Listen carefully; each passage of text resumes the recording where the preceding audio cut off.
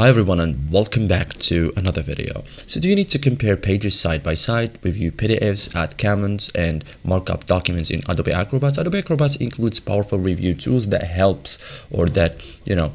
you navigate documents, collaborate with others and add annotations, highlight text, draw shapes and provide feedback directly inside PDF files. In this guide, I will show you step by step how to use split view, comments, and markup tools in Adobe Acrobat in 2026, simple and effective. So first thing, using split view in Adobe Acrobat, like open your PDF, navigate to the section you need to compare, like split viewing is especially useful for long documents.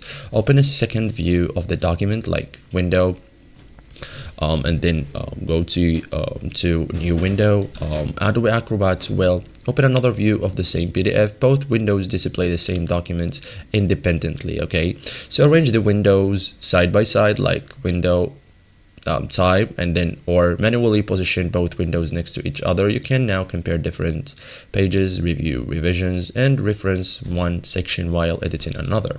Okay, so navigate independently, like scroll through different pages in each window. Okay, and for example, page 2 on the left, page 30 on the right. So this allows quick comparisons without constant scrolling.